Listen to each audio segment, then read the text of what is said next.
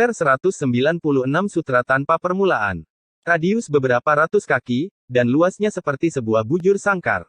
Tempat itu redup, dan sebuah kerangka terbaring di sana dengan tenang. Ada lubang-lubang jari yang mengejutkan di tubuhnya.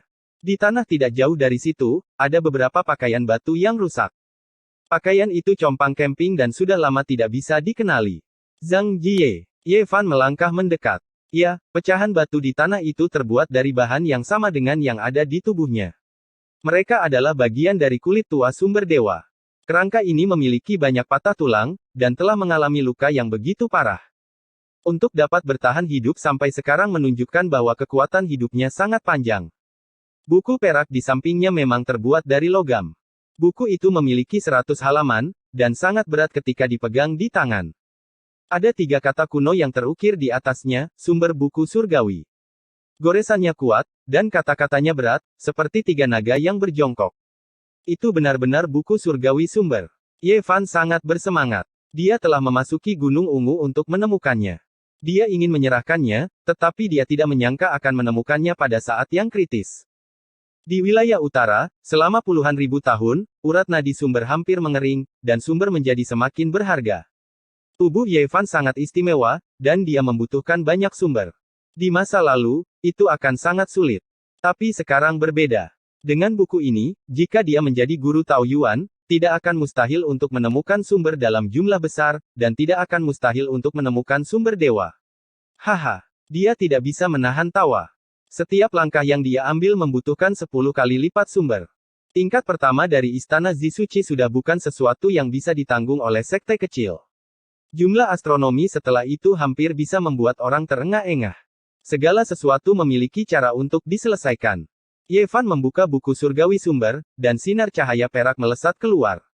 Mereka berwarna-warni, seperti berlian yang bersinar. Ini memang harta karun. Belum lagi isinya, bahannya langka dan tidak bisa dihancurkan, mirip dengan kertas emas tempat kitab suci Tao dicatat. Ini adalah harta karun rahasia. Tidak heran itu bisa membongkar Gunung Ungu. Itu bisa digunakan bahkan jika kultivasi seseorang tidak tinggi. Di dalamnya, kata-kata kuno itu seperti bintang, bersinar terang. Buku perak ini sangat menarik sehingga orang tidak bisa meletakkannya dalam sekejap. Jika Anda melihat ke atas, Anda dapat mengamati langit. Jika Anda melihat ke bawah, Anda dapat mengamati hukum-hukum di bumi. Jika Anda melihat tulisan burung dan binatang, Anda dapat mengamati keharmonisan bumi. Ki internal bertunas, ki eksternal terbentuk, internal dan eksternal berkembang biak. Ki akan menyebar bersama angin, dan berhenti bersama air. Orang dahulu berkumpul agar tidak menyebar, dan bergerak agar berhenti. Ye Fan terus membolak-balik halaman dan melihat catatan seperti itu satu demi satu. Ini memang bidang pengetahuan yang luas dan mendalam. Dia membalik ke belakang. Kertas besi perak itu mengalir dengan kemegahan yang luar biasa, menyebabkan ekspresinya menjadi semakin serius. Seperti yang diharapkan dari sebuah buku yang menakjubkan, teknik-teknik di dalamnya mendekati Dao. Itu tidak berbicara tentang metode kultivasi, tetapi dekat dengan metode Dao, mencakup berbagai macam, memberikan perhatian khusus pada situasi gunung dan sungai, struktur tanah, perubahan di langit, menyentuh yin dan yang, 5 elemen, dan terlebih lagi metode penginderaan langit. Itu sangat mendalam, sulit untuk dipahami. Di atas sesuai dengan benda-benda langit, dan di bawah ini menyajikan peta. Langit dan bumi lahir, dan garis ramalannya stabil. Ye Fan selesai membaca dan terdiam sejenak. Itu terlalu rumit. Ini adalah kitab suci yang mendalam yang mencakup terlalu banyak hal. Tidak heran. Sejak zaman kuno, hanya ada 5 guru Taoyuan. Keluarga Zhang memiliki buku yang begitu menakjubkan, dan hanya leluhur pertama yang berhasil membudidayakannya. Ye Fan menghela nafas. Terlalu sulit untuk menjadi seorang guru Taoyuan. 100 halaman dari buku sumber surgawi sangat mendalam, dan membutuhkan banyak usaha untuk memahaminya. Tidak mungkin untuk mencapainya dalam sekali jalan. Ketika dia membalik ke bagian kedua, dia semakin tercengang. Memindahkan gunung dan lautan, merasakan rasi bintang, menjadi satu dengan langit. Tidak heran guru Taoyuan bisa bersaing dengan praktisi yang tak tertandingi di tempat suci. Ketika dia membalik ke beberapa halaman terakhir, Ye Fan tiba-tiba menyadari bahwa ada sederet kata-kata kecil di bawah setiap baris. Fontnya berbeda dari teks utama buku sumber surgawi, seolah-olah telah ditambahkan oleh seseorang di kemudian hari. Tidak ada lembah di tengah lembah, tidak berbentuk dan tidak berbayang, Tidak memberontak dan tidak taat, tidak bergerak dalam posisi rendah, diam dan tidak gagal. Lembah itu terbentuk, tetapi bentuknya tidak dapat dilihat. Ketika Ye Fan pertama kali melangkah ke jalan kultivasi, Penatua Wu Qingfeng telah memberitahunya bahwa banyak orang ingin mencapai pantai lain untuk hidup lebih lama. Kemudian, dia mengerti bahwa Istana Dao memelihara 5 dewa. Itu adalah teknik rahasia untuk memperpanjang umur, dan itu juga merupakan dasar dari pengembangan kekuatan Dao. Ini jelas merupakan teknik memelihara kehidupan. Ye Fan bergumam pada dirinya sendiri. Beberapa halaman kitab suci itu sangat umum, tapi itu cukup untuk meningkatkan umur seseorang. Semakin banyak dia membaca, semakin tercengang dia. Setelah membaca beberapa halaman kitab suci, dia benar-benar tidak dapat melepaskan diri. Ini benar-benar metode kultivasi alam rahasia Istana Dao, tapi tidak lengkap. Tampaknya ini adalah ringkasan tingkat tinggi, tetapi sangat mendalam. Jika saya terus mengembangkannya, saya harus memiliki pencapaian yang luar biasa. Teknik mistik macam apa ini? Kedalamannya tidak kurang dari kitab suci Dao. Sekali lihat dan orang bisa tahu bahwa itu adalah manual rahasia tertinggi. Tiba-tiba, sebuah pemikiran yang kabur muncul di benaknya. Mungkinkah ini metode kultivasi yang tidak lengkap dari Danau Giok? Dia merasa bahwa itu adalah kemungkinan tertentu. Saat itu, perawan Danau Giok adalah orang kepercayaan guru Tao Yuan Zhanglin. Setelah mengetahui bahwa dia telah menghilang di tahun-tahun terakhirnya, dia mengabaikan hidupnya sendiri dan memasuki Gunung Iblis untuk mencarinya. Bisa dibayangkan bahwa hubungan antara keduanya tidaklah biasa. Mungkin, ini memang benar adanya. Perawan Danau Giok memberinya bagian dari metode kultivasi untuk memelihara dan meningkatkan umurnya. Buah buku surgawi perak adalah harta karun rahasia. Ye Fan memasukkannya ke dalam tubuhnya, dan itu benar-benar melayang berdampingan dengan kertas kitab suci Dao emas. 1 emas dan 1 perak, keduanya bersinar dengan kilau logam, dan sangat menarik perhatian. Dia menggali sebuah lubang di tanah dan menguburkan mayat Zhang Jie di dalamnya. Dia meninggalkan batu nisan untuknya dan membungkuk dalam-dalam, sambil berkata, beristirahatlah dengan tenang di sini. Tidak ada apa-apa di aula yang luas itu. Ye Fan mencari untuk waktu yang lama, tetapi dia masih tidak dapat menemukan senjata pamungkas bel. Sepertinya senjata Kaisar Agung tidak mudah didapat. Mungkin ditinggalkan di sini untuk menekan sesuatu. Dia menggelengkan kepalanya dan menyerah dalam pencarian. Sekarang setelah dia mendapatkan buku sumber surgawi, dia tidak punya apa-apa lagi untuk diminta. Sudah waktunya untuk kembali. Namun, begitu dia meninggalkan aula, dia takut akan bertemu dengan makhluk purba itu lagi. Jalan kembali telah terputus. Apa yang harus saya lakukan? Bahkan Raja Dewa Tandus Timur yang kuat telah terjebak di sini selama 4000 tahun dan akan berubah menjadi debu. Jika dia tidak dapat menemukan jalan keluar, dia tidak akan bisa bertahan lebih dari beberapa tahun. Ye Fan mengeluarkan kuali dan membiarkannya menggantung di atas kepalanya. Untaian Ki Ibu Xuan Huang mengalir ke bawah untuk melindungi tubuhnya. Kemudian, dia berjalan keluar dari aula selangkah demi selangkah. Namun, dia belum pergi jauh ketika sebuah teriakan yang menusuk telinga terdengar. 7 atau 8 makhluk purba muncul pada saat yang bersamaan. Mereka semua terlihat menyeramkan dan berbeda, dan mereka mengelilinginya. Ada yang seperti burung, ada yang seperti buaya, dan ada pula yang seperti manusia. Auman mereka mengguncang tambang kuno satu demi satu. Makhluk berlengan 6 itu bahkan bukan yang terkuat. Ada makhluk yang lebih menakutkan lagi. Makhluk itu mengejar dengan langkah besar, menyebabkan kekosongan itu runtuh. Ia mengambil satu langkah, dan semua arah terguncang. Rasanya seperti seorang kaisar. Makhluk itu tampak seperti manusia laki-laki, tapi dia memiliki 3 kepala dan 9 lengan. Dia mengenakan baju besi, dan rambut ungunya menari-nari tertiup angin. Dia benar-benar menembus kehampaan. Ini bukan makhluk dari sumber ilahi yang luar biasa. Bagaimana bisa begitu kuat? Ye Fan terguncang. Dia tidak bisa memperkirakan betapa menakutkannya keberadaan seperti itu. Mungkin, di dunia fana, hanya sedikit ahli manusia yang bisa menekannya. Dia bergegas ke dalam kuali tanpa ragu-ragu dan terbang mundur. Dengusan yang menusuk tulang terdengar. Laki-laki berambut ungu itu seperti dewa yang turun ke dunia fana. Dia mendarat di luar aula, dan matanya sedalam lautan, menakutkan hati orang-orang. 3 kepala dan 9 lengan bergerak pada saat yang sama, meletus dengan fluktuasi yang menyesakkan. Tambang-tambang kuno di sekitarnya runtuh secara diam-diam. Makhluk purba lainnya gemetar ketakutan. Mereka mundur, dan beberapa bahkan langsung berlutut. Tanpa diragukan lagi, pria berambut ungu itu jelas merupakan yang paling unggul di antara makhluk-makhluk purba. Kekosongan di sekelilingnya terbelah, dan 9 tangan besar menggapai ke dalam aula. Seolah-olah raja kebijaksanaan yang tak tergoyahkan telah muncul, memenjarakan segalanya. Ye Fan merasakan kuali miliknya mundur. Pihak lain benar-benar akan menyedotnya. Tekanan menakutkan semacam itu membuatnya merasa seolah-olah jiwanya akan runtuh. Dia berteriak keras di dalam kuali. Metode kultivasi mental kitab suci Dao beroperasi, dan 9 rahasia ditampilkan. Tubuhnya bergetar seperti dewa perang. Kekuatan ilahi melonjak di sekelilingnya, menghentikan kuali energi miriat mundur. Dang! Fluktuasi menakutkan yang membuat jantung orang berdebar-debar mundur seperti air pasang. Makhluk purba lainnya juga menghilang dalam sekejap mata.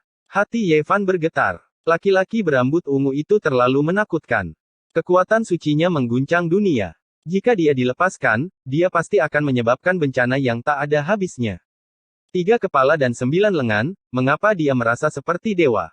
Pikiran seperti itu muncul di dalam hatinya. Namun, tidak ada waktu untuk berpikir terlalu banyak saat ini. Menemukan cara untuk melarikan diri adalah hal yang paling penting. Bel ini, aula ini. Ye Fan menemukan dengan terkejut bahwa seluruh aula mungkin adalah lonceng besar dari masa lalu, yang juga merupakan senjata pamungkas Kaisar Agung dari ratusan ribu tahun yang lalu. Ini terlalu besar. Bagaimana saya bisa menyimpannya? Ye Fan mencoba, tapi itu seperti semut yang mencoba menggoyangkan pohon. Pasti ada batasan paling kuat yang dipasang di sini. Meskipun Kaisar Agung tidak lagi di sini, lonceng besar ini masih sangat kuat. Seolah-olah ada kekuatan ilahi yang besar beredar di sekitarnya. Kamu, kenapa kamu berkeliaran? Tiba-tiba, suara Raja Ilahi Jiang Taixu terdengar, masih sangat lemah. Senior, kamu baik-baik saja. Itu bagus. Ye Fan mendengar suaranya dan sangat gembira. Mereka telah bangun. Kamu tidak bisa pergi. Kesadaran ilahi Jiang Taixu bahkan lebih lemah dari sebelumnya. Namun, fakta bahwa dia bisa menemukan Ye Fan di Gunung Ungu menunjukkan betapa menakutkannya Raja Ilahi. Senior, jika kita bergabung, kita pasti bisa keluar. Saya memiliki mata air ilahi di sini yang dapat membantu Anda memulihkan kekuatan ilahi Anda. Jika kamu datang 10 tahun sebelumnya, mungkin saya masih memiliki secercah harapan. Raja Ilahi Jiang berkata sesekali bahwa dia sudah berada di ujung talinya dan tidak punya cara untuk melarikan diri dari tempat ini. Bahkan jika Ye Fan memetik buah suci untuknya, itu tidak akan berguna karena dia tidak bisa mendapatkannya. Pada saat yang sama, Ye Fan menerima berita yang sangat buruk. Bahkan jika tidak ada makhluk purba, begitu seseorang memasuki Gunung Ungu, hampir tidak mungkin untuk pergi. Ini adalah tempat yang berbahaya. Ratusan ribu tahun yang lalu, Kaisar Agung menggunakan metode yang menentang surga untuk mengubah tempat ini menjadi dunianya sendiri. Orang hanya bisa masuk tapi tidak bisa keluar. Salah satu dari 9 rahasia. Aku sudah menyebarkannya. Tidak peduli apapun. Itu belum dihancurkan di tanganku. Jiang Taixu berkata dengan sangat lemah. Senior, jangan khawatir. Jika saya keluar, saya pasti akan memberitahu keluarga Jiang untuk menyelamatkan Anda. Tidak. Jiang Taixu sangat cemas. Aku akan mati. Aku tidak ingin ada yang mati. Jangan beritahu mereka tentang tempat ini. Tempat macam apa ini? Ye Fan bertanya. Namun, setelah Jiang Taixu mengucapkan kata-kata itu, tidak ada suara lagi. Tempat ini tertutup kabut tebal. Makhluk primordial telah memasuki 9 urat naga untuk melindungi Gunung Ungu. Setiap urat naga memiliki sumber ilahi yang tak tertandingi. Tempat seperti apa Gunung Ungu sebelum zaman primordial? Kaisar Agung dari ratusan ribu tahun yang lalu adalah seseorang yang datang kemudian. Apa yang dia lakukan di sini? Ye Fan menghela nafas. Untuk memahami semua ini, dia mungkin harus benar-benar memahami buku sumber surgawi untuk mengetahui semua ini. Jalan masuk telah terputus, dan dia tidak bisa pergi. Ye Fan mengertakkan gigi dan berjalan ke kedalaman Gunung Ungu. Tidak lama setelah meninggalkan aula utama, dia merasakan kekuatan pemanggilan iblis. Dia hampir meninggalkan tanah dan melayang. Tidak heran bahkan Raja Ilahi meninggal di sini. Kekuatan iblis ini. Tubuh Ye Fan bergetar. Dia benar-benar tidak bisa mengendalikan dirinya sendiri. Bahkan jiwanya ingin meninggalkan tubuhnya. Orang bisa membayangkan bahwa Raja Ilahi dari generasi itu telah memerintah wilayah Tandus Timur. Dia terlahir dengan karakter yang sombong dan pantang menyerah. Dia pasti ingin mencari tahu kebenaran, tapi pada akhirnya, dia tidak bisa. Apakah itu makhluk di 9 sumber ilahi? Ye Fan tidak tahan dengan kekuatan pemanggilan. Dia mundur. Pada saat ini, dia tiba-tiba menemukan dengan terkejut bahwa ada sebuah buku batu besar 1 mil jauhnya. Ya, itu sangat luas di depan. Dia bisa melihat sebuah buku batu berdiri di atas tanah. Panjangnya lebih dari 10 meter dan tebalnya 1 atau 2 meter. Ada sebuah artefak di tubuhnya yang memancarkan cahaya yang menyilaukan. Itu adalah liontin giok, giok kekaisaran yang dia peroleh dari Big Beard Chen. Ini. Ye Fan berjalan maju selangkah demi selangkah. Dia menahan bahaya jiwanya menyebar dan perlahan mendekati buku batu itu. Jaraknya kurang dari 1 mil, tapi Ye Fan berjalan selama 6 jam penuh. Dia meninggalkan garis jejak kaki yang dalam di tanah. Keringat mengalir ke seluruh tanah, dan semua tulang di tubuhnya terasa seperti retak. Akhirnya lebih baik di sini. Kekuatan iblis telah melemah, dan dia jauh lebih berpikiran jernih. His. Dia menghirup napas dingin. Di belakang buku batu, ada tanaman merambat di mana-mana. Itu hijau dan subur. Tambang kuno itu penuh dengan tanaman, dan kekuatan iblis dipancarkan dari mereka. Saya khawatir saya akan mencapai pusat gunung ungu dalam beberapa mil lagi. Ye Fan bergumam pada dirinya sendiri. Pada saat ini, dia menyadari bahwa giok kekaisaran di tubuhnya semakin terang dan cerah, dan buku batu tebal itu juga memancarkan cahaya lembut. Ye Fan berjalan mendekat dan meniup debu yang ditinggalkan oleh berlalunya waktu. Dia melihat 3 kata besar di atasnya, Kitab Suci Wuxi. Ini adalah. Hatinya bergetar. Jika itu berani menggunakan kata, Kitab Suci, kemungkinan besar itu adalah sebuah kitab suci tertinggi. Dia secara alami mengaitkannya dengan Kaisar Agung dari lebih dari 100.000 tahun yang lalu. Kemungkinan besar ini adalah kitab suci kuno yang ditinggalkan olehnya. Ye Fan tidak bisa menahan diri untuk tidak terkejut. Hanya ada beberapa kitab suci kuno di padang gurun timur. Ada kitab suci tertinggi di sini yang belum pernah muncul sebelumnya. Bagaimana mungkin dia tidak bersemangat? Mengapa saya tidak bisa membukanya? Dia dengan paksa membalik kitab suci kuno itu, tetapi ternyata kitab itu tidak bergerak sama sekali. Kitab batu itu lebih berat dari gunung. Kitab suci Wuxi, itu seperti akar langit dan bumi. Kitab itu tidak dapat digoyangkan atau dibuka sama sekali. Dia memegang liontin batu giok di tangannya, tapi tidak ada gunanya. Selain tulisan kuno itu menjadi kabur, tidak ada tanda-tanda bahwa itu bisa dibuka. Ya, liontin giok ini tidak lengkap. Ye Fan penuh dengan penyesalan. Jika liontin giok kuno itu lengkap, dia mungkin bisa mendapatkan kitab suci kuno yang mengguncang dunia. Kitab suci Wuxi. Hanya namanya saja yang membuat saya sulit untuk tenang. Sayang sekali saya tidak bisa mendapatkannya. Dia duduk di atas kitab suci batu dan mencoba yang terbaik, tetapi tidak ada gunanya. N. Chapter 197 melihat dao yang tak berawal menjadi kosong. Ye Fan hanya bisa menghela nafas karena dia tidak bisa mendapatkan kitab suci kuno itu. Jika kitab suci yang ditinggalkan oleh Kaisar Agung diturunkan, itu akan cukup untuk mengembangkan tanah suci. Ini tidak berlebihan. Itu benar. Dasar dari sekte-sekte orang bijak agung adalah sebuah kitab suci rahasia yang mereka kuasai. Ini adalah kekuatan dari kitab suci kuno yang tertinggi. Tiba-tiba, Ye Fan menemukan beberapa baris kata di dinding batu tidak jauh dari situ. Setelah diperiksa lebih dekat, itu sebenarnya ditinggalkan oleh Jiang Taixu. Bahkan Raja Suci Mandul Timur yang kuat tidak dapat melihat kitab suci kuno itu. Prestasi Kaisar Agung Wuxi melampaui orang-orang kuno dan mempesona orang-orang sezamannya. Sayang sekali saya tidak bisa melihat kitab suci. Menurut Raja Ilahi Jiang, kitab suci batu itu disegel secara pribadi oleh Kaisar Agung Wuxi. Itu tidak bisa dibuka sama sekali kecuali Kaisar Agung dihidupkan kembali atau datang dengan tanda tangannya. Selain itu, dia berspekulasi bahwa kitab suci ini mengandung kekuatan jalan agung dan ditinggalkan di sini untuk menekannya. Ini adalah sebuah pintu. Jika dia berjalan lebih jauh ke dalam, dia akan mencapai asal mula Gunung Ungu. Setelah membacanya, hati Ye Fan terasa dingin. Kitab suci tertinggi ditempatkan di depannya, tetapi dia hanya bisa menatapnya. Dia tidak bisa membukanya sama sekali. Saya ingin melihat, gumamnya dengan berat hati. Ye Fan berjalan mengelilingi kitab suci batu itu dan melihat beberapa baris kata-kata kuno. Itu pasti berasal dari waktu yang lebih lama lagi. Di ujung jalan surgawi, Dao Wuxi menjadi kosong. Nama yang ditandatangani adalah Gu Tiansu. Dia juga pernah ke sini sebelumnya. Ye Fan tentu saja tidak akan melupakan orang ini. Dia adalah orang kuno dari 70.000 tahun yang lalu dan bahkan lebih kuat dari Jiang Taixu. Sebanyak 37 orang memasuki Gunung Iblis. Dalam hal kekuatan, dia menduduki peringkat pertama. 70.000 tahun yang lalu, Gu Tianzu mengejutkan dunia tetapi tidak bisa membuka segel Kaisar Agung Wuxi. Dari kata-katanya, dapat dilihat bahwa dia sangat mengagumi Kaisar Agung Wuxi. Jika dipikir-pikir dengan seksama, hal ini memang benar adanya. Sejak zaman kuno, hanya ada beberapa Kaisar Agung di wilayah Tandus Timur. Mereka mewakili monumen terkuat di dunia. Di ujung jalan surgawi, Dao Wuxi menjadi kosong. Ye Fan diliputi emosi. Apakah Kaisar Agung itu benar-benar begitu kuat? Hanya selusin kata yang cukup untuk menggambarkan pencapaiannya yang tak tertandingi selama berabad-abad. Tidak dilahirkan di era yang sama membuat seseorang merasa menyesal.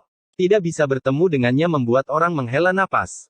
Ye Fan dengan hati-hati mencari di sekitar kitab suci batu, tetapi pada akhirnya, dia tidak dapat menemukan apapun. Itu adalah platform yang sangat luas, dan ada pola besar yang terukir di atasnya.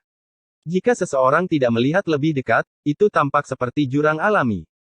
Ye Fan berdiri lagi. Setelah memastikan bagian tengah altar, dia berjalan ke depan. Saat ini, liontin giok di tubuhnya bersinar lebih terang. Ada yang tidak beres. Aku ingin tahu apakah itu baik atau buruk. Ketika dia tiba di pusat, dia merasa lebih aneh lagi. Pola-pola di sini jauh lebih terkonsentrasi, dan mereka tampaknya adalah pola Dao. Teknik semacam ini sangat berbeda dari yang sekarang. Itu lebih dekat dengan alam. Pola-pola itu terbentuk dari angin, hujan, guntur, petir, burung, binatang buas, bunga, dan serangga.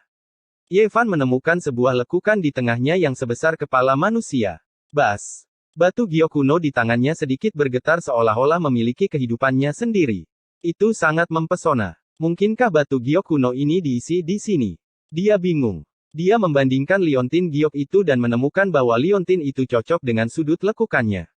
Apa yang akan terjadi jika saya memasukkan batu giok ini? Dia bingung dan tidak segera melakukannya. Mungkinkah itu membuka beberapa segel?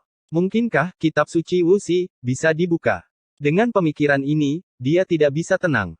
Tentu saja, dia juga memikirkan yang terburuk. Itu mungkin juga terkait dengan makhluk purba, atau bahkan keberadaan dalam sumber ilahi yang tak tertandingi. Sayangnya, batu giok kuno itu tidak lengkap. Kemungkinan besar tidak bisa digunakan. Ye Fan tidak berani bertindak gegabah. Dia sedang memikirkan bagaimana cara pergi. Mungkin dia hanya bisa menunggu beberapa tahun sampai semua makhluk purba yang telah lahir membusuk.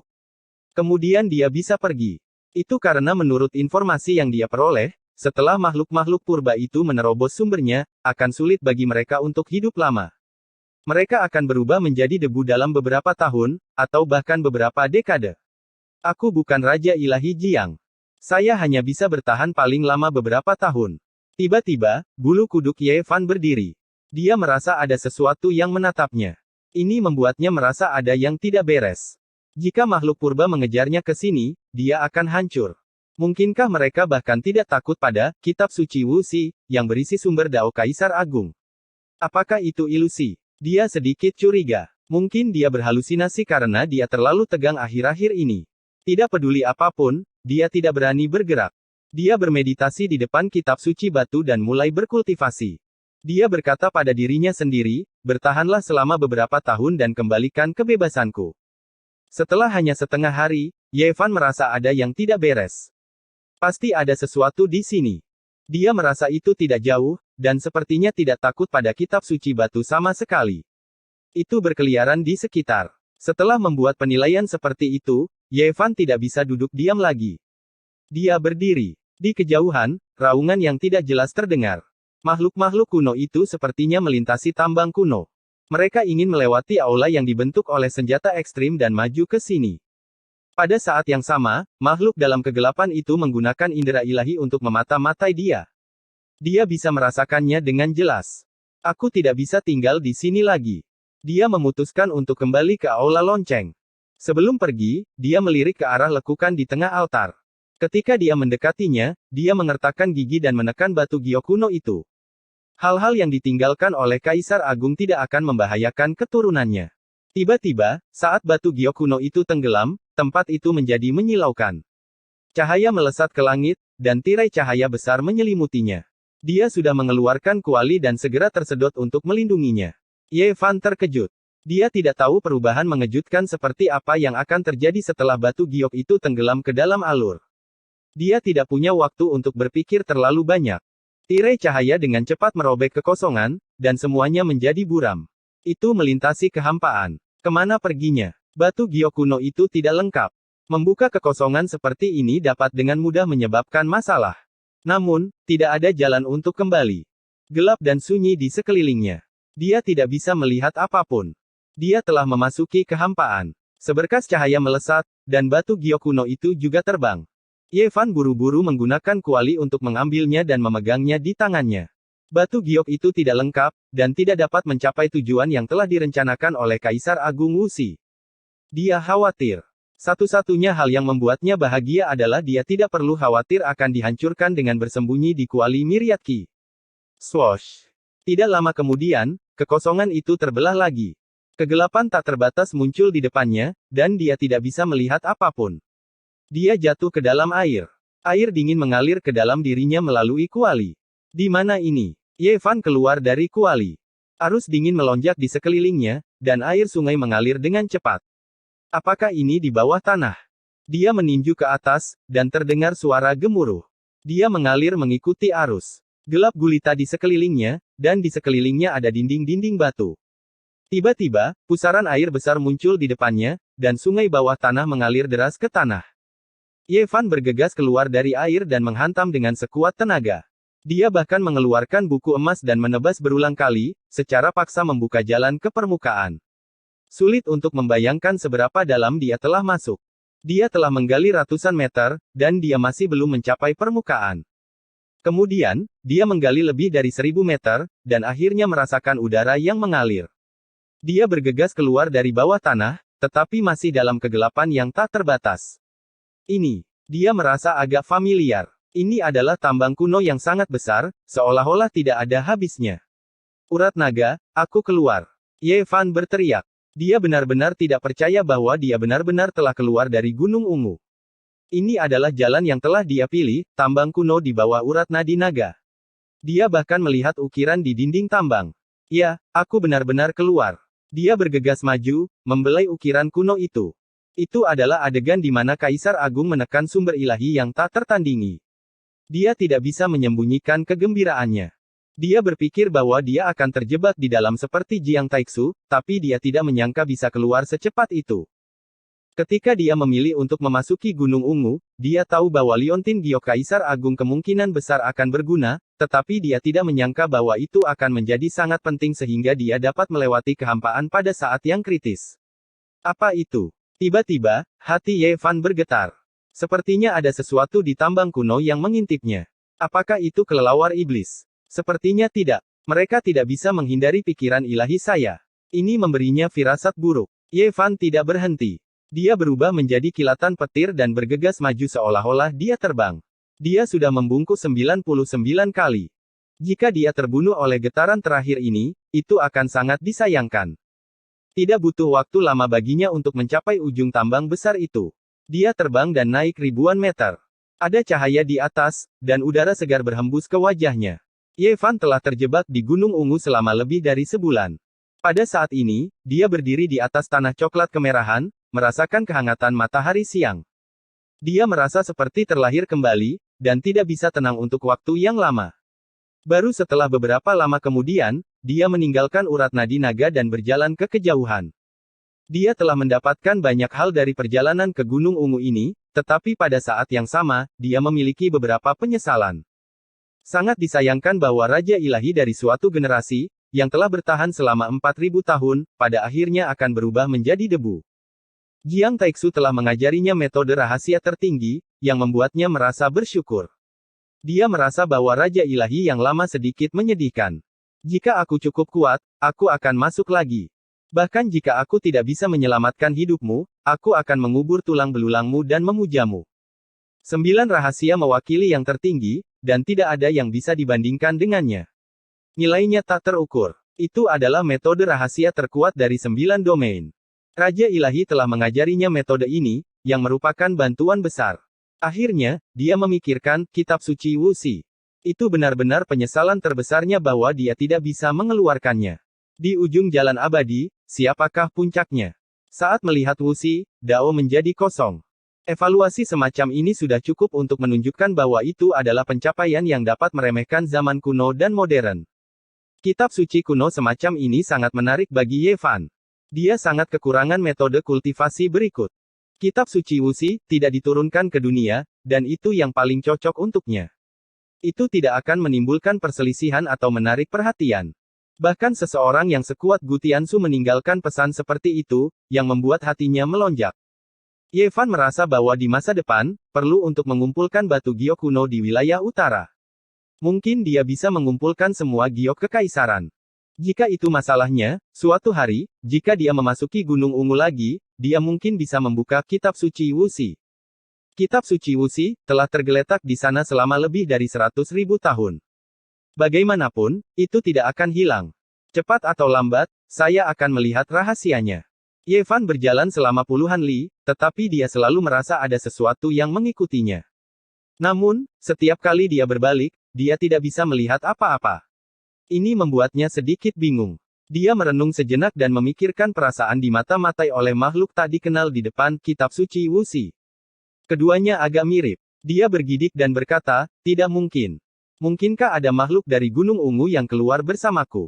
Namun, ketika dia melintasi kehampaan, dia tidak menemukannya. Dia berkata pada dirinya sendiri, mungkin aku terlalu banyak berpikir. N. Chapter 198 Batu Perjudian. Ye Fan terbang tinggi ke langit dan menatap ke kejauhan. Dia mengamati sekelilingnya tapi tidak melihat apa-apa. Dia pergi dengan keraguan. Lebih dari sebulan telah berlalu, tapi benteng batu itu tidak banyak berubah. Ketika Ye Fan kembali, Wang Su dan Dumbo sangat terkejut. Adik laki-laki Ye, akhirnya kamu kembali. Kupikir kau sudah pergi jauh. Adik laki-laki Ye, kemana kamu pergi? Kenapa kamu pergi begitu lama? Belakangan ini, Ye Fan telah tinggal di tambang kuno jauh di pegunungan, terisolasi dari dunia. Dia sangat senang melihat mereka lagi. Dia tersenyum dan berkata, saya bilang saya akan kembali, dan saya pasti akan kembali. Ketika saatnya tiba, saya akan mengajak kalian bertaruh di atas batu dan membiarkan kalian merasakan keinginan yang sudah lama kalian idam-idamkan. Ketika Zhang Wuye mendengar berita itu, dia dengan cepat bergegas. Wajah tuanya penuh dengan kegembiraan saat dia berkata dengan suara gemetar, kamu sudah kembali.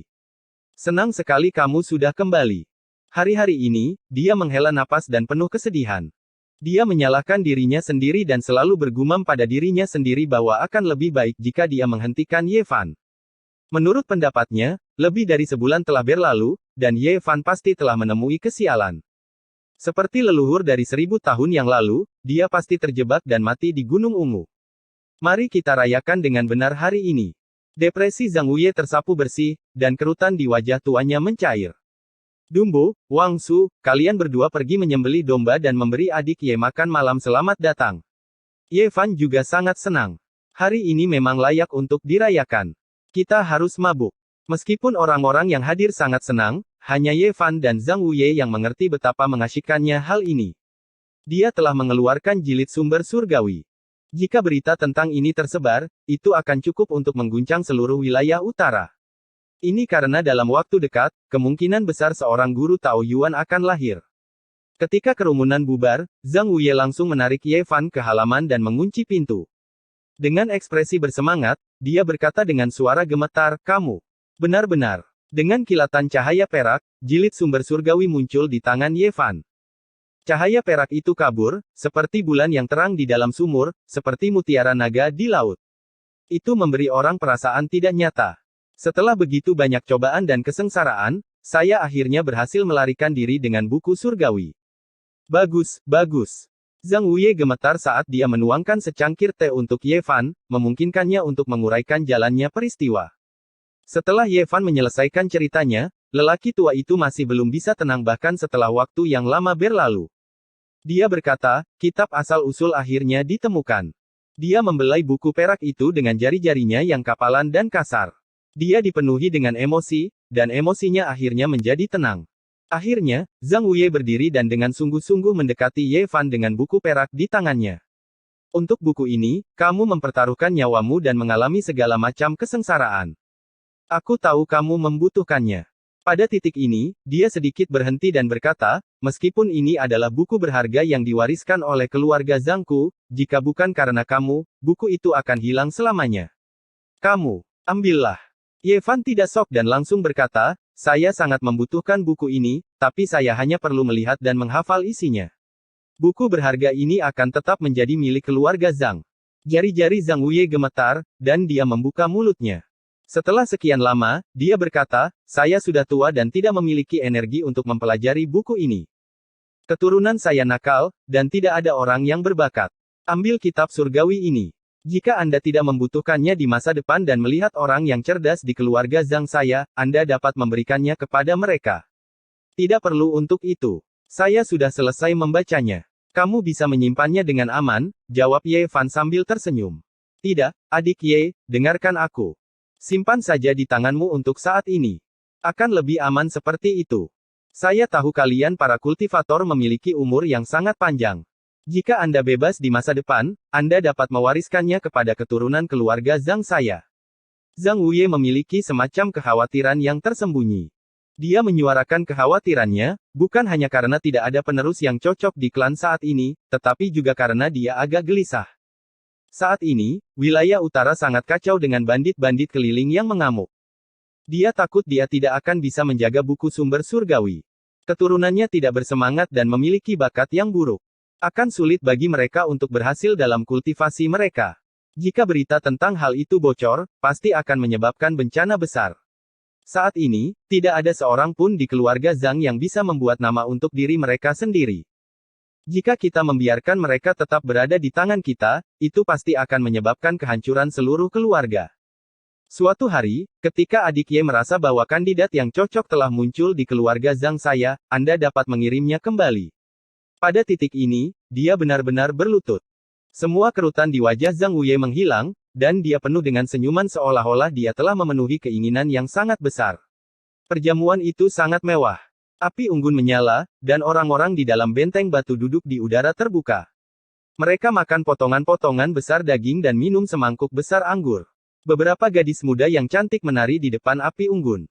Aroma daging dan anggur tercium di udara. Orang-orang bersulang satu sama lain, dan suasananya harmonis dan menyenangkan. Tiba-tiba, jeritan terdengar. Para wanita dan anak kecil melarikan diri satu demi satu. Makhluk apa itu? Bagaimana bisa masuk ke dalam benteng? Cepat, hentikan. Jangan biarkan dia berkeliaran dan melukai orang. Sial, itu benar-benar mengambil 2 ekor domba panggang dalam satu gigitan. Cepat, hentikan. Apa yang membuat orang tercengang adalah bahwa selusin pemuda yang kuat itu tidak bisa menghentikan bayangan hitam itu. Sebaliknya, mereka dirobohkan dan berguling-guling di tanah, membiarkannya melarikan diri. Sepertinya seekor anjing hitam. Itu adalah tonik yang hebat. Tunggu sampai aku menangkapnya dan membawanya kembali untuk dijadikan daging panci pedas. Dumbo bergegas keluar. Tidak lama kemudian, Dumbo kembali dengan hidung berdarah dan wajah bengkak. Dia bergumam, anjing itu menjatuhkan saya ke sungai. Ye Fan juga khawatir. Dia berkata, saya akan pergi dan melihatnya. Namun, pada saat dia diusir dari benteng batu, bayangan hitam itu sudah menghilang. Dumbo, meskipun kamu suka bergulat, jangan melompat ke sungai. Wang Su menggoda, apakah kamu melihat apa itu? Tidak, itu mengambil 2 ekor domba panggang. Sungguh menyebalkan. Ye Fan merasa ada yang tidak beres. Bagaimana mungkin hewan liar normal bisa berlari begitu cepat? Dia bahkan tidak menyadarinya. Mungkinkah makhluk itu yang mengikutiku? Dia teringat perasaan diawasi sejak dia meninggalkan Gunung Ungu. Namun, dia merasa lega karena bayangan hitam itu tidak melukai siapapun. Kemungkinan besar itu bukan makhluk yang ganas. Pada hari-hari berikutnya, Ye Fan berkultivasi dengan tenang. Pada saat yang sama, dia mempelajari Heavenly Tome of Origins. Dia tidak bisa menahan diri untuk tidak kagum. Buku ini memang layak disebut sebagai kitab suci yang misterius. Kitab ini sebanding dengan kitab-kitab kuno dari orang bijak agung. Isinya misterius dan mendalam. Bagi Ye Fan, nilai buku ini tak terukur. Baginya, itu sebanding dengan kitab suci Wuxi. Menguasainya sama dengan menguasai lautan sumber. Ini adalah harta karun dari semua harta karun. Ye Fan percaya bahwa jika dia cukup kuat, dia bahkan mungkin bisa menukar buku ini dengan kesempatan untuk melihat kitab suci kuno. Menguasai kitab suci asal-usul surgawi seperti menguasai tambang ilahi yang tidak ada habisnya. Itu adalah signifikansi yang tak terukur. Ye Fan membandingkannya dengan hati-hati. Bahan dari buku perak itu mirip dengan kertas emas yang digunakan untuk menuliskan kitab suci Dao. Itu tidak bisa dihancurkan dan merupakan benda ilahi yang tidak diketahui. Dalam hal teknik pembuatan, Heavenly Tome of Origins dan kitab suci Dao jelas berada pada level yang sama. Keduanya langka. Dalam hal konten, keduanya adalah seni yang paling mendalam dan merupakan puncak dari bidangnya masing-masing. Namun, kitab suci Dao tidak lengkap dan hanya memiliki gulungan lautan reinkarnasi. Kitab suci asal-usul surgawi sudah lengkap. Dalam arti tertentu, nilai dari Heavenly Tome of Origins jauh lebih besar daripada lautan gulungan reinkarnasi. Ye Fan telah mempertaruhkan nyawanya untuk menjelajahi Gunung Ungu. Keuntungan terbesarnya adalah buku ini. Nilainya tak terukur. Selama sebulan penuh, dia tenggelam dalam keadaan yang menakjubkan. Selain berkultivasi, dia menghabiskan seluruh waktunya untuk mempelajari kitab suci, bahkan ketika dia sedang makan. Selama 30 hari ini, benih bodi Ye Fan tidak pernah lepas dari tangannya. Dengan mengandalkan benih dari pohon suci pemahaman jalan, pemahamannya akan buku tersebut meningkat pesat. Dia merasa bahwa dia telah sepenuhnya memahami bab dasar tentang diferensiasi sumber. Saya sudah memahami sebagian dari kitab suci. Saatnya untuk mencobanya. Ye Fan berjalan keluar dari rumah batu dan merasakan sinar matahari yang lembut di luar. Dia dipenuhi dengan harapan. Jika tubuh orang lain adalah kolam, maka tubuhnya adalah waduk. Untuk mengisinya, dia membutuhkan sejumlah besar sos. Tentu saja, kekuatan yang bisa dia keluarkan berbeda. Paling tidak, saat menghadapi kultivator dengan level yang sama, dia memiliki keunggulan mutlak. Tidak ada ketegangan. Dengan kata lain, jika dia berkultivasi hingga tahap akhir, ketika dia juga seorang yang maha kuasa, dia bahkan bisa melawan serangan dari berbagai dewa sendirian. Tingkat pertama Istana Taois membutuhkan 500 kg sumber. Dia tidak bisa tersenyum ketika dia memikirkan angka itu. Bahkan di wilayah utara, 500 kg sos bukanlah sesuatu yang bisa dibeli oleh sekte kecil, apalagi seorang individu. Adapun angka astronomi setelah tingkat ketiga Istana Taois, dia memaksa dirinya sendiri untuk tidak memikirkannya. Jika tidak, pembuluh darah di dahinya akan meletus. Angka-angka yang menakutkan itu bahkan membuat ekspresi berbagai tanah suci berubah. Ini adalah beban yang sulit untuk ditanggung. Di dunia ini, akan selalu ada orang yang iri hati. Saya harap orang itu bukan saya. Suatu pagi, setelah sarapan, Ye Fan memanggil Wang Su dan Dumbo. Aku akan mengajak kalian bertaruh dengan batu. Benarkah? Dumbo melakukan jungkir balik dengan gembira. Aku sudah bermimpi tentang hal itu. Itu hebat. Wang Su menggosok-gosok tangannya dengan gembira juga. Sejak generasi kakek saya, desa batu telah benar-benar menurun. Hampir tidak ada orang dari desa yang bepergian jauh. Ye Fan tersenyum. Hari ini, aku akan memenuhi keinginanmu. Jika kalian tampil bagus, aku akan sering mengajak kalian keluar. Kota suci berjarak puluhan ribu mil jauhnya. Terlalu jauh dari sini. Namun, sarang perjudian batu terbaik yang dibuka oleh Sage Agung ada di sana.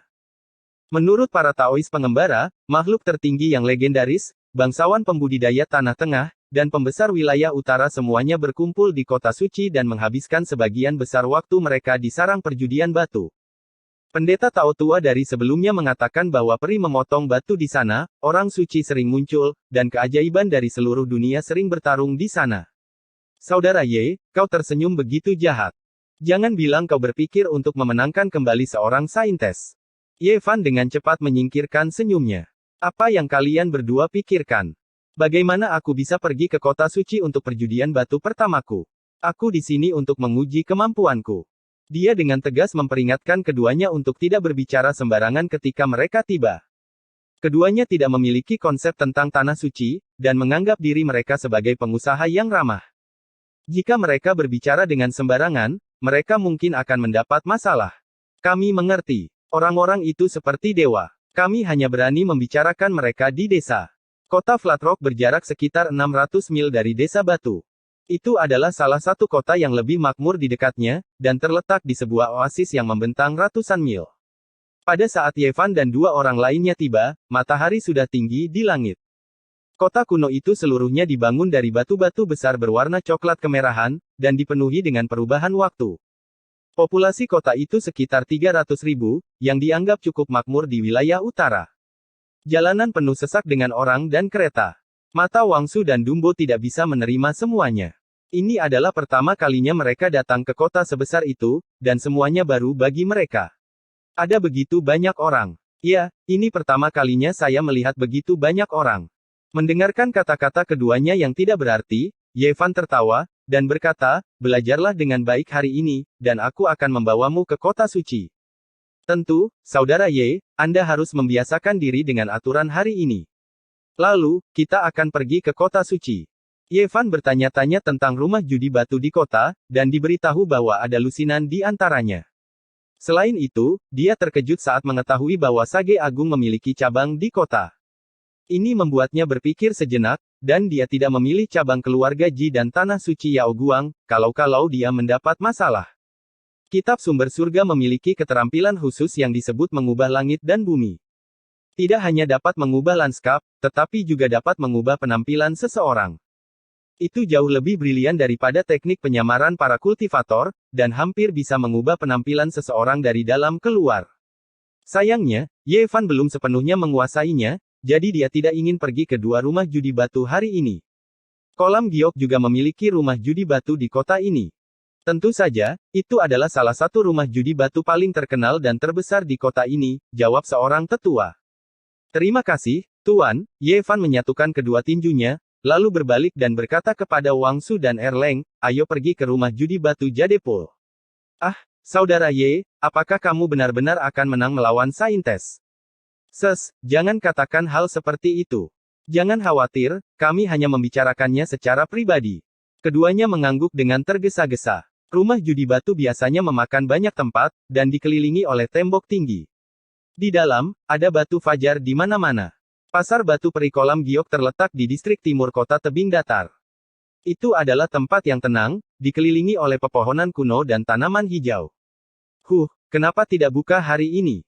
Banyak orang berkumpul di bawah pohon-pohon kuno, dan mereka semua mendiskusikan sesuatu. Peri Kolam Giok terkenal di seluruh dunia. Setiap tanah orang bijak agung dan klan-klan kuno akan bangga menikahi peri Kolam Giok.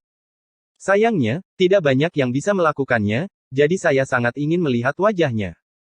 Kamu akan melihatnya nanti sore, tapi aku menyarankanmu untuk menyingkirkan pikiran-pikiran yang tidak realistis itu sesegera mungkin. Peri dari Kolam Giok. Mata Wang Su dan Erleng berbinar saat mereka menatap Yevan pada saat yang bersamaan. Jangan menatapku seperti aku cabul. Yevan berpikir sejenak, lalu berkata, kami akan datang di sore hari, jadi mari kita cari tempat acak untuk mencoba keberuntungan kita. Pada akhirnya, Yevan memilih rumah judi batu yang disebut Rongxiang. Berhenti. Yevan dan yang lainnya dihentikan di luar rumah judi batu Rongxiang. Orang-orang di pintu mengerutkan kening ketika mereka melihat pakaian Wang Su dan Erleng, dan berkata, apakah Anda pengumpul sumber? Jika Anda ingin menjual batu sumber, pergilah ke gerbang timur. Itu adalah tempat untuk perjudian batu. Kami di sini untuk berjudi batu. Yevan melakukan seperti yang dilakukan orang Romawi. Karena dia tinggal di desa batu, dia juga mengenakan pakaian pengumpul sumber. Apakah Anda memiliki batu sumber? Beberapa orang berjalan keluar dari pos jaga, semuanya mengerutkan kening. Salah satu dari mereka berkata, tempat kami bukanlah tempat yang bisa dimasuki sembarang orang. Yevan mengeluarkan sebuah batu sumber, yang berukuran sekitar setengah dari dua asal, dan berkata, bukankah yang ini? Sebuah cibiran datang dari belakang. Setengah dari dua asal dan kamu berani datang ke sini untuk berjudi batu. Dasar orang kampung yang belum pernah melihat dunia.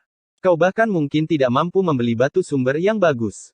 Siapa itu? Apa yang kamu bicarakan? Wang Su kesal, dan berbalik untuk melihat. Dia melihat seorang pria muda melambaikan kipas lipat saat dia berjalan mendekat.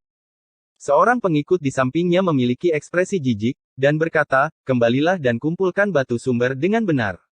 Ini bukan tempat yang bisa kamu datangi. Jadi ini Tuan Muda Liu dari Sekte Qingxia. Silakan masuk. Orang-orang dari rumah judi batu Rongxiang tersenyum meminta maaf dan maju untuk menyambut mereka. Tuan Muda Liu dari Sekte Qingxia tidak mengatakan apa-apa dari awal sampai akhir.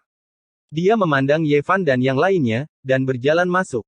Pengikut di sampingnya berbalik dan mencibir, kenapa kamu tidak yakin? Jika Anda memiliki batu sumber, Anda bisa masuk. Aku akan bermain beberapa putaran denganmu. Brengsek kau. Setelah melihat mereka masuk, Erleng sangat marah sampai-sampai dia menjambak rambutnya. Tidak peduli apapun profesinya, akan selalu ada orang yang suka menonton orang lain makan. Ye Fan secara alami tidak akan menurunkan dirinya ke tingkat orang-orang dari rumah judi batu Rongxiang. Wang Su berkata, ambang batas di sini sangat tinggi. Tidakkah kamu tahu bahwa mereka yang datang adalah tamu? Maaf, kami memiliki aturan sendiri di sini. Tidak sembarang orang bisa keluar masuk. Orang-orang di depannya semua menyilangkan tangan dan menanggapi dengan acuh tak acuh. Setelah Tuan Muda Liu dari Sekte Qingxia masuk, senyum di wajah mereka menghilang. Berapa banyak batu sumber yang bisa saya masuki? Erleng bertanya dengan suara teredam. Kami memiliki batu sumber terbaik di sini. Tanpa satu kati batu sumber, Anda tidak bisa melewati pintu ini. Beberapa orang tampak menghina dan berkata, jika Anda tidak memilikinya, saya menyarankan Anda untuk kembali ke tambang dengan jujur. Ye Fan tidak mengatakan apa-apa. Dia langsung mengeluarkan kati batu sumber, mengguncangnya di depan mereka, dan berjalan masuk. Saat Wang Su melewati pos jaga, dia berkata, tunggu saja, aku akan membiarkanmu menangis nanti.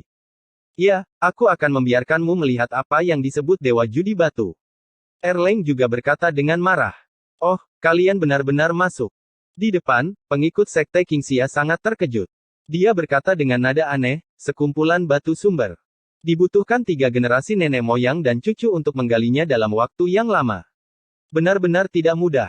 Ayo pergi dan mainkan beberapa putaran bersama. Bagaimana kalau berjudi? Chapter 199 Teknik Asal. Aku tidak bisa diganggu denganmu. Wang Su menoleh ke samping dan mengabaikan orang itu. Pemarah. Orang dari Sekte Qingxia tertawa. Benar. Generasi kerja keras untuk mengumpulkan begitu banyak sumber.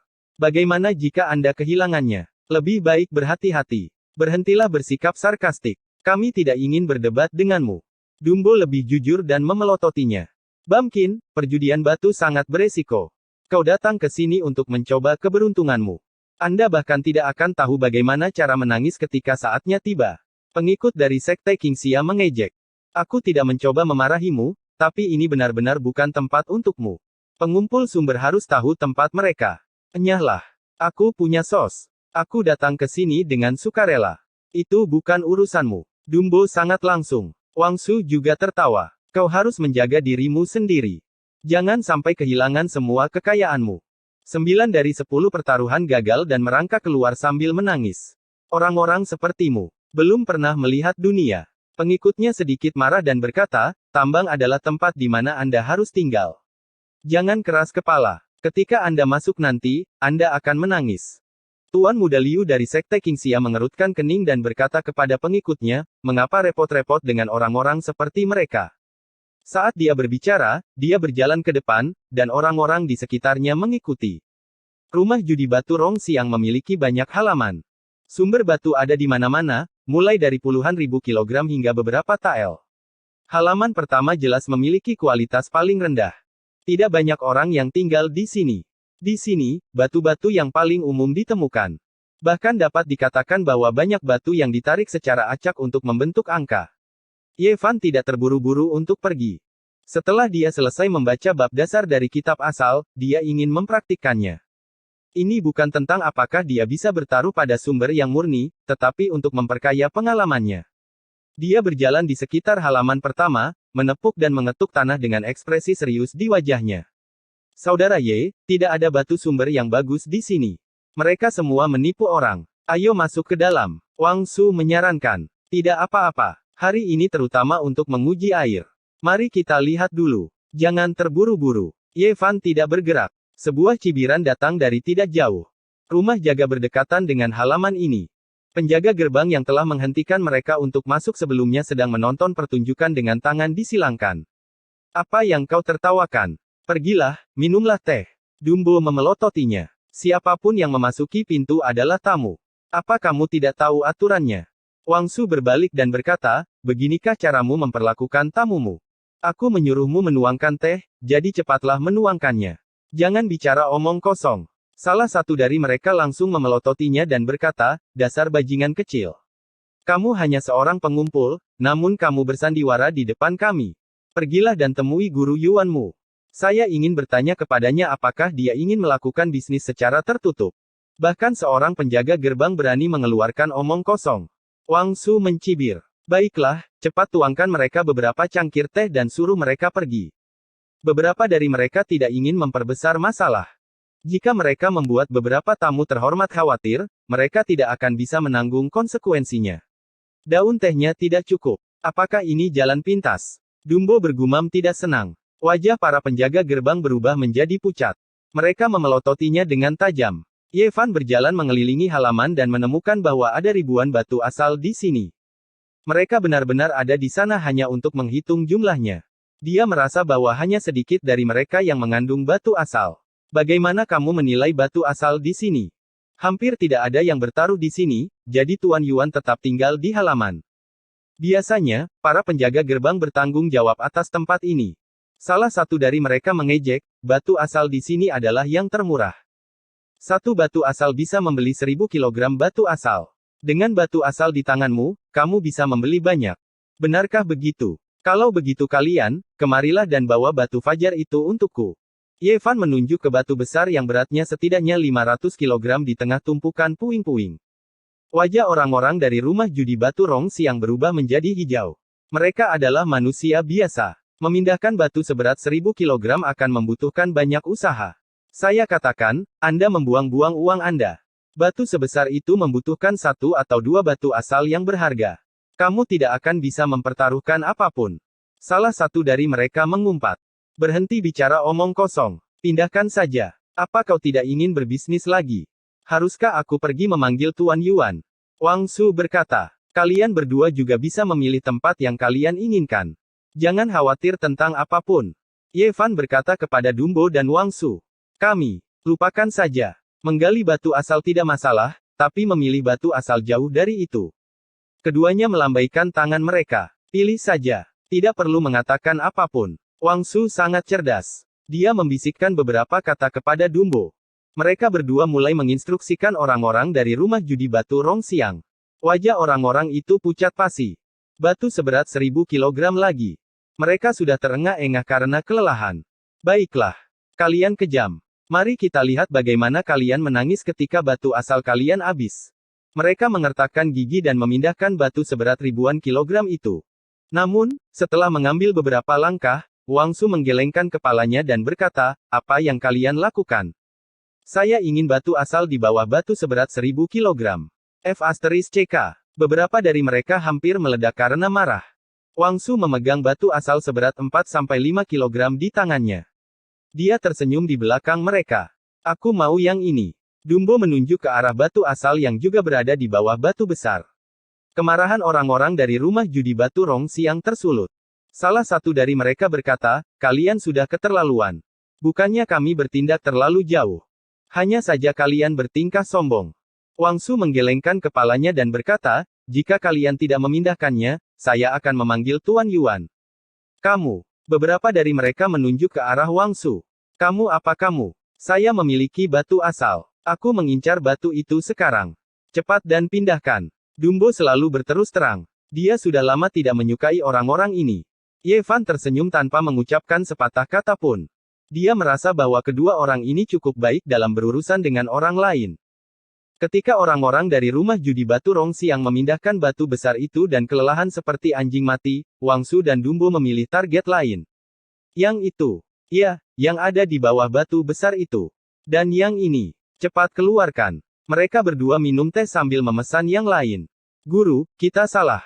Kami seharusnya tidak meremehkanmu. Tolong maafkan kami. Anda adalah orang yang murah hati. Jangan rendahkan dirimu ke level kami. Tolong kasihanilah kami. Orang-orang ini disiksa oleh Wang Su dan Dumbo sampai mereka jatuh ke tanah. Mereka benar-benar menyerah. Pada akhirnya, Ye Fan mengambil tindakan sendiri. Dia membelah batu besar seberat 1000 pon yang diincarnya dan menggali sepotong sumber asal seberat 1 kilogram. Di samping, mata orang-orang yang terbaring di tanah hampir keluar saat mereka melihat mereka memasuki halaman kedua. Kali ini, Ye Fan dan yang lainnya tidak banyak menunda. Mereka baru saja berbalik dan berjalan masuk. Segera setelah itu, mereka sampai di halaman ketujuh dan bertemu dengan orang-orang dari Sekte Qingxia lagi. Hei, bukankah ketiga pengumpul sumber ini? Kenapa kamu datang ke halaman ini untuk bermain? Suara menjengkelkan dari pengikut dari Sekte Qingxia terdengar. Ku bilang, manusia berwajah keledai, kenapa kau selalu menghantui kami? Dumbo memutar matanya dan menatapnya. Apa yang kamu bicarakan? Aku terlalu malas untuk berdebat dengan orang udik sepertimu. Dia menarik wajahnya dan berkata, bagaimana kalau kita bertanding judi batu? Siapa namamu? Bagaimana kita berjudi denganmu? Dumbo bertanya. Pria berwajah panjang dari Sekte Qingxia berkata, nama saya Liu Sheng. Mari kita berjudi. Berapa banyak sumber yang dipotong oleh satu pihak, pihak lain akan kehilangan jumlah sumber yang sama. Bagaimana dengan itu? Baik Wang Su dan Dumbo sedikit ragu-ragu dan tidak menanggapi. Pria berwajah panjang, Liu Sheng, mengejek, monyet lumpur di tambang, kamu bahkan tidak berani berjudi. Kenapa kamu masuk? Banyak orang di sini bertaruh 3, 5, atau 10 kali. Saya menyarankan Anda untuk kembali ke tambang sesegera mungkin. Disitulah Anda harus tinggal. Wang Su dan Dumbo sangat marah. Sebagai pengumpul sumber, mendengar kata-kata seperti itu benar-benar terasa seperti duri di hati mereka. Bertaruhlah dengannya dan tanyakan berapa banyak batu sumber yang dia miliki. Ye Fan berkata dari samping. Oh, kamu benar-benar berani bertaruh. Liu Sheng menunjukkan ekspresi sinis di wajahnya dan berkata, saya khawatir Anda akan menangisi orang tua Anda jika Anda kalah, dan kemudian melompat ke dalam sumur untuk bunuh diri. Ye Fan langsung melemparkan 2 kati batu sumber ke Wang Su, lalu menatap Liu Sheng dan berkata, keluarkan batu sumbermu dulu. Kata-kata orang-orang ini segera menarik perhatian orang-orang di sekitarnya. Banyak orang menoleh. Bahkan Tuan Muda Liu dari Sekte Qingxia meletakkan batu sumber di tangannya, berjalan mendekat, dan melemparkan 2 kati batu sumber ke pria berwajah panjang, Liu Sheng. Jika Anda mengakui taruhan, Anda harus mengakui kekalahan. Semua orang di sini harus bersaksi. Ketiga orang udik ini tidak tahu luasnya langit dan bumi. Jika mereka benar-benar berani bertaruh dengan saya, jangan salahkan saya jika saya menggertak mereka. Meskipun Liu Sheng berkata demikian, hatinya tidak terlalu tenang. Oke, kami akan bersaksi. Banyak orang di sebelahnya bergema. Tuan Muda Liu menepuk batu sumber yang telah dipilih dan berkata kepada pria berwajah panjang, Liu Sheng, pilih yang ini. Liu Sheng menerimanya dengan hormat, dan kemudian dia melihat ke arah Ye Fan dan berkata, kalian 3 monyet lumpur dari tambang, cepatlah dan pilih salah satu juga. Ye Fan berjalan berkeliling, memilih batu sumber seukuran semangka, melemparkannya ke depannya, dan berkata, yang ini. Batu sumber yang dipilih oleh keduanya tidak besar, tetapi harganya tidak murah. Batu sumber di halaman ke-7 semuanya sangat mahal karena tingkat produksi batu sumber sangat tinggi. Tuan Yuan, tolong potong batunya. Pria berwajah panjang, Liu Sheng, berkata.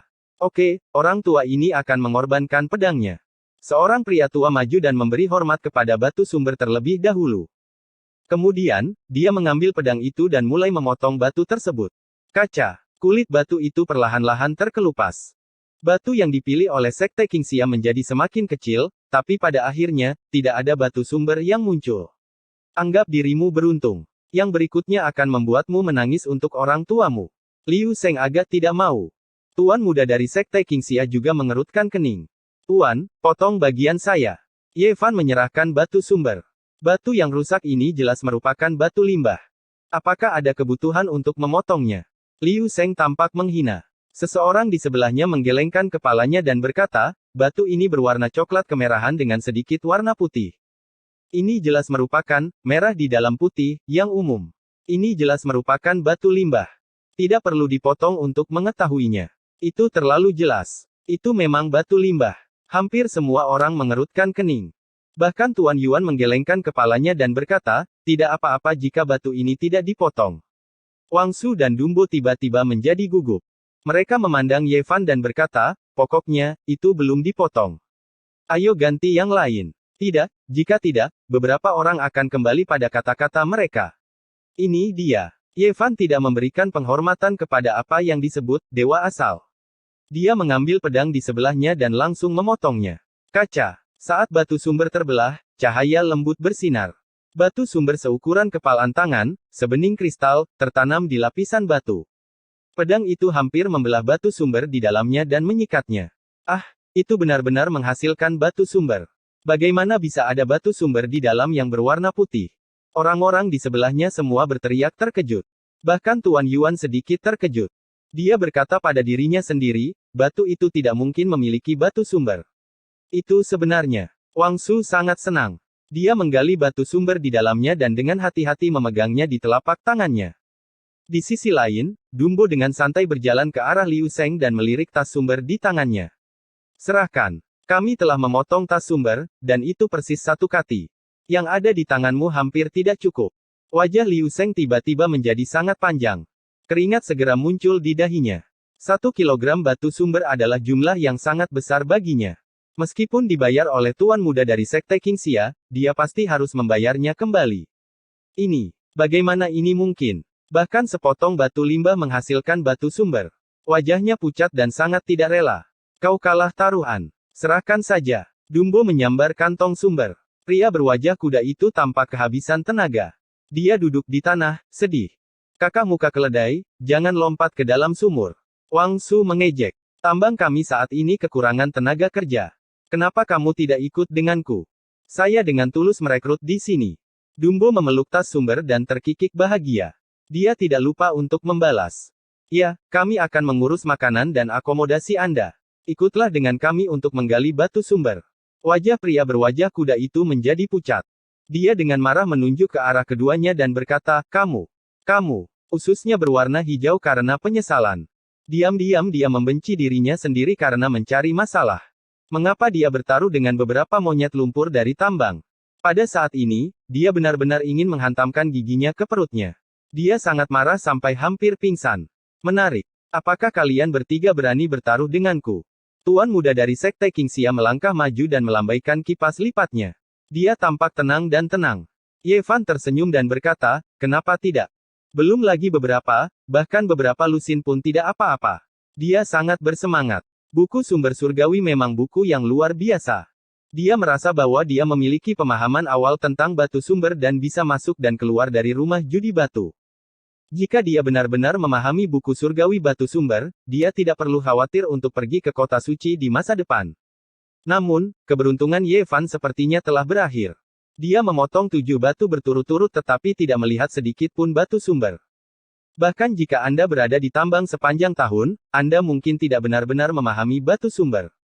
Menggali batu sumber adalah pekerjaan yang kasar, tetapi mengidentifikasi batu sumber adalah sebuah keterampilan. Tuan muda dari Sekte Qingxia mengejek. Memang tidak semua orang bisa datang ke sini. Monyet lumpur di tambang juga datang untuk berjudi. Mereka benar-benar tidak tahu tempat mereka. Mereka ingin berjudi untuk mendapatkan batu sumber kelas atas. Pada akhirnya, mereka hanya akan bangkrut. Batu sumber menyedihkan yang telah mereka simpan selama bertahun-tahun akan terbuang percuma. Di samping mereka, banyak orang menggelengkan kepala dan membuat komentar sarkastik. Wang Su dan Dumbo merasa sangat tidak nyaman. Mereka sangat gugup setelah kalah berturut-turut. Mereka takut batu sumber Ye Fan akan terbuang percuma. Ye Fan mengerutkan kening. Dia sedikit bingung. Sama sekali tidak ada yang salah dengan apa yang dia pelajari dari buku surgawi batu sumber. Mengapa dia membuat kesalahan lagi dan lagi? Dia berjongkok dan dengan hati-hati mengamati 7 potong batu sumber yang baru saja dia potong dan menggosoknya dengan tangannya. Dia kehilangan akal sehatnya karena berjudi. Dia tidak tahan dengan pukulan itu. Monyet-monyet lumpur dari tambang tidak pernah melihat dunia yang besar. Setelah kehilangan begitu banyak, wajar jika dia kehilangan jiwanya. Mungkin dia ingin melompat ke sungai. Saya telah melihat banyak orang seperti ini. Setelah kalah dalam perjudian, mereka bisa melakukan apa saja. Meskipun beberapa orang bersimpati, lebih banyak orang yang menertawakan. Tuan muda dari Sekte Qingxia melambaikan kipas lipatnya dan menatap Ye Fan, yang sedang berjongkok di tanah dan melihat kerikil. Dia berkata, cepatlah kembali ke tambang. Di sanalah kamu harus tinggal. Tidak cocok untuk orang sepertimu datang ke sini.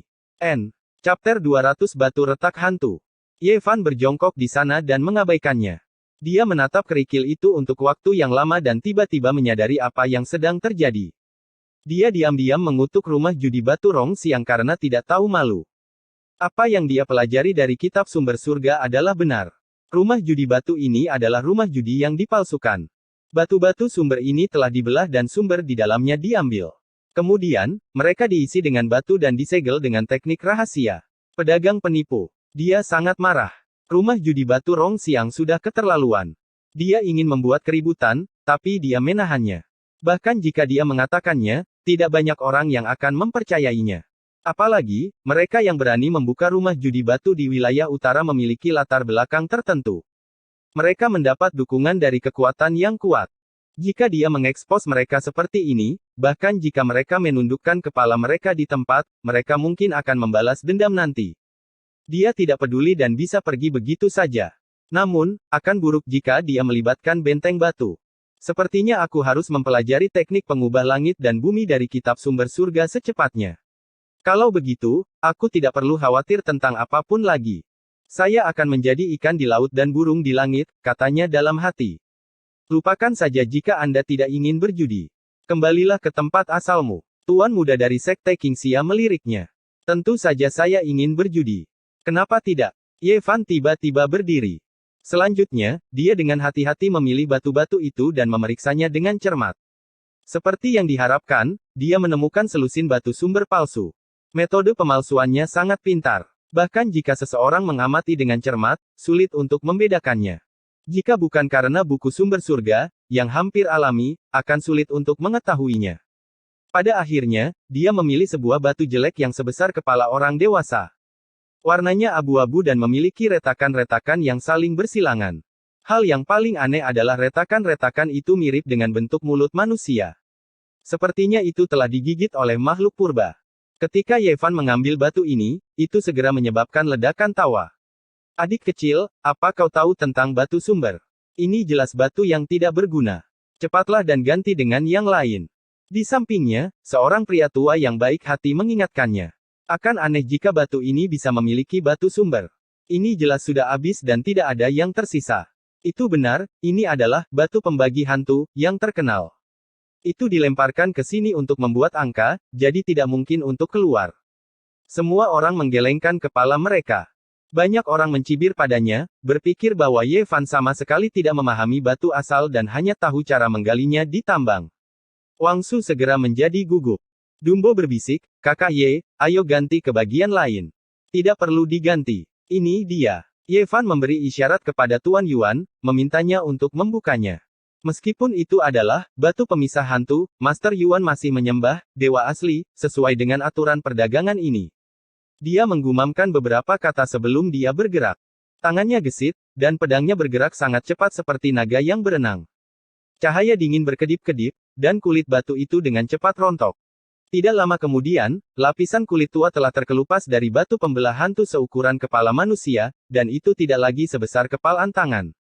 Para penonton semua pesimis dan mulai berdiskusi di antara mereka sendiri. Tidak mungkin batu itu bisa keluar. Itu hanya membuang-buang waktu. Mari kita potong saja. Jika batu pembelah hantu keluar, aku akan menelan kulit batunya. Jika waktu kembali ke ratusan ribu tahun yang lalu, origin yang baik mungkin muncul di batu ini, tetapi jelas bahwa bagian dalamnya telah ditelan oleh hantu origin. Tuan muda dari Sekte Qingxia memiliki senyum mengejek di bibirnya. Dia melambaikan kipas lipatnya dan melirik dengan jijik ke arah Ye Fan tanpa mengatakan apapun.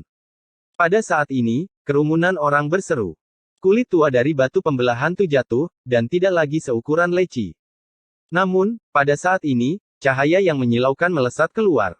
Spirit Qi yang kaya membuat orang merasa seperti sedang mandi di angin musim semi, seolah-olah mereka sedang berendam di pemandian air panas.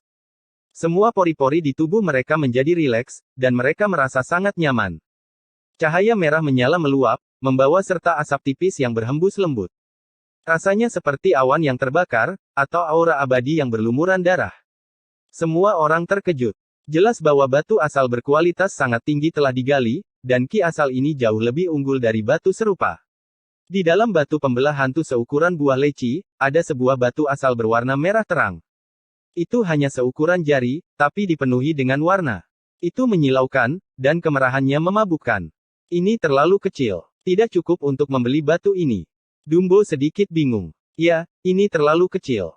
Ini sangat kecil. Orang-orang yang baru saja berseru kembali ke akal sehat mereka, dan mereka sedikit kecewa. Di lapangan, Ye Fan tidak berpikir demikian, karena dia merasakan fluktuasi esens Qi yang kuat. Sepotong batu asal yang begitu kecil hanya seukuran jari, tapi itu lebih kuat dari 10 pon batu asal murni yang ditumpuk menjadi satu. Ini adalah batu asal merah berapi. Tuan Yuan berpengetahuan luas dan tidak bisa menahan diri untuk tidak berseru, tetapi dia dengan cepat berhenti berbicara dan menutup mulutnya. Ye Fan langsung mengerti bahwa meskipun batu asal ini kecil, nilainya setara dengan 10 pon batu asal murni. Ini adalah varian. Dia tiba-tiba tertawa dan berkata, saya pikir semua orang pernah mendengar tentang asal merah berapi-api. Meskipun itu bukan xenogenik langka, itu jelas tidak umum. Ini sangat langka dan berharga. Berapa nilainya? Kalian beritahu saya. Ada batu asal Xenogenei. Meskipun kecil, itu setara dengan 10 pon batu asal. Sungguh keberuntungan yang luar biasa. Berjudi dengan batu asal terkadang tergantung pada nasib seseorang. Dengan batu asal seperti itu, seseorang tidak perlu khawatir tentang makanan dan pakaian selama beberapa generasi. Dalam bisnis batu asal, terkadang ada batu asal yang langka. Itu memiliki kekuatan misterius, dan nilainya tidak dapat diukur, tapi itu tidak umum. Saya mendengar bahwa terakhir kali, seseorang di pasar batu peri Danau Jasper menemukan batu asal xenogenik yang langka. Itu berkali-kali lebih langka daripada batu asal merah berapi. Itu mengejutkan orang-orang di kota suci, dan mereka membelinya dengan harga tinggi. Kenapa aku tidak mengetahuinya? Rahasia semacam ini tidak akan tersebar luas. Dumbo akhirnya mengerti. Dia menggali batu asal merah berapi, dan kemudian dia tidak bisa berhenti tertawa. Dia berkata kepada orang-orang yang menonton, siapa bilang kalau ada batu asal, kita harus menelan batu itu di tanah. Semua orang tiba-tiba terdiam, dan tidak ada yang mengakuinya.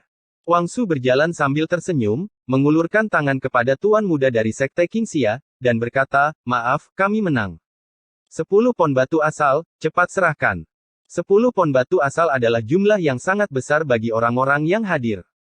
Siapapun akan merasakan sakitnya, tapi di depan begitu banyak orang, tuan muda dari Sekte Qingxia tidak bisa kehilangan kesabaran. Wajahnya tenggelam, dan dia melemparkan tas sumber ke tanah. Itu tidak benar. Masih ada setengah pon batu asal yang hilang. Wang Su mengerutkan kening. Tuan muda dari Sekte Qingxia telah membawa batu asal sebanyak ini. Saat ini, dia benar-benar kosong. Dia telah kalah dari 3 pengumpul sumber yang dia benci. Ini membuatnya marah, dan wajahnya sangat jelek. Lupakan saja. Tidak mudah untuk keluar, jadi mari kita hitung dia setengah pon lebih sedikit. Ye Fan berkata dengan sangat tenang. Pada saat ini, dia sudah berjongkok dan dengan hati-hati melihat kulit tua batu retak hantu. Retakan itu seperti bekas gigi, dan yang paling mengejutkannya adalah dia benar-benar melihat sehelai rambut di batu itu. Mungkinkah ada sesuatu seperti hantu sumber primordial? Dia bergumam pada dirinya sendiri, diam-diam merenung. Jika itu masalahnya, bukankah itu berarti bahwa hantu sumber primordial mungkin juga ada? Apakah kamu ingin melanjutkan? Dumbo memeluk setumpuk batu asal dan merasa sangat puas. Wang Su penuh dengan senyuman, dan mereka menatap ke depan bersama. Wajah tuan muda dari Sekte Qingxia pucat pasi. Dia menjentikkan lengan bajunya, berbalik, dan berjalan ke samping. Dia membuka mulutnya kepada beberapa kenalannya, ingin meminjam batu asal. Bagaimana kalau aku bertaruh denganmu? Mata orang-orang di sekitar mereka semua berbinar ketika mereka melihat bahwa tuan muda dari Sekte Qingxia telah mundur untuk sementara. Di mata mereka, ini adalah domba gemuk yang besar. Akan sia-sia jika tidak disembelih. Momen keberuntungan tidak bisa bertahan lama. Semua orang mengira bahwa Ye Fan sama sekali tidak memahami batu asal. Melihat batu yang dia pilih, dia telah memilih batu putih lapisan merah, dan kemudian batu retak hantu. Semuanya adalah keberuntungan buta, dan dia telah mendapatkan jackpot. Saya menyarankan Anda untuk tenang. Bisnis ini sangat aneh, dan sangat khusus tentang nasib dan keberuntungan. Saat ini, ketiga monyet lumpur ini sangat beruntung, jadi yang terbaik adalah tidak bertaruh, kata seorang pria tua. Seorang pria tua berbicara seperti ini. Dia sepertinya memiliki status yang sangat tinggi. Setelah semua orang mendengar ini, kebanyakan dari mereka mundur. Tuan muda dari Sekte Qingxia mengumpulkan uangnya dan meminjam sekantong batu asal yang beratnya sekitar 4-5 kati. Dia ingin bertaruh dengan Ye Fan lagi, jadi yang lain secara alami mundur. Ayo masuk ke halaman lantai 9 dan ambil batu asal lama yang ditambang dari tepi tambang batu asal. Apa kau berani? Meski begitu, batu asal semacam ini masih sangat mahal, karena terkadang mereka benar-benar menemukan batu asal yang langka dan bagus. Kenapa tidak? Ye Fan juga ingin melihat apa yang berbeda dari apa yang disebut tepi tambang batu asal. Di halaman lantai 9, tidak banyak batu asal. Hanya ada 50 hingga 60 di antaranya, mulai dari telur angsa hingga batu giling. Tidak ada batu besar yang melebihi 1000 kati. Di tempat ini, satu batu asal hanya bisa membeli 1 kati batu. Bisa dikatakan sangat mahal. Tidak banyak orang yang mau datang ke sini dan menghambur-hamburkan uang. Apakah Anda ingin mengambil keuntungan dari saya? Ada puluhan bahkan ratusan kati batu di sini. Mungkinkah ada batu asal yang bagus? Ini terlalu konyol, kata Wang Su dengan tidak puas. Apa yang kamu tahu, monyet? Batu asal yang diangkut dari tepi tambang batu asal semuanya adalah bahan ilahi. Jika ada batu asal yang ajaib, itu akan menjadi tak ternilai dan tak terukur. Benar-benar orang udik desa yang belum pernah melihat dunia. Teman dekat Tuan Muda Liu dari Sekte Qingxia semuanya mengejek. Sekarang, Ye Fan sudah tahu nama Tuan Muda Liu, Liu Chengen. Sudut mulut Liu Chengen membawa senyum dingin saat dia menatap mereka dengan nada mengejek. Dumbo tidak tahu bagaimana bertele-tele dan langsung berkata, kamu sudah kalah telak, namun kamu masih berpikir kamu luar biasa. Sebentar lagi, kamu akan bertaruh sampai wajahmu menjadi hijau. Kamu. Yang lainnya mengikuti dan mengelilingi puluhan batu tua itu. Semua orang berbicara sekaligus, berdiskusi dengan penuh semangat. Ye Fan mengerutkan alisnya dalam proses memilih batu. Orang-orang di rumah judi batu Rong Siang sangat jahat. Dia menemukan bahwa setidaknya sepertiga dari batu asal telah dipotong dan disegel dengan teknik yang cerdas. Batu-batu di sini memang memberinya perasaan yang sangat istimewa. Dia sedikit tidak yakin. Kulit batu itu sangat aneh seolah-olah terkontaminasi dengan kekuatan iblis. Dia menarik napas dingin. Batu asal yang dikumpulkan ribuan mil jauhnya dari tambang batu asal sudah seperti ini. Jika batu-batu yang digali dari tambang ilahi itu tidak akan terbayangkan. Sementara orang-orang di halaman melihat batu-batu itu, mereka juga membicarakan hal-hal lain. Seseorang menyebutkan alun-alun batu peri di kolam giok dan menyarankan agar semua orang pergi ke sana pada sore hari. Mengapa? Peri dari kolam giok telah datang ke kota batu datar. Dia pasti akan muncul di sore hari.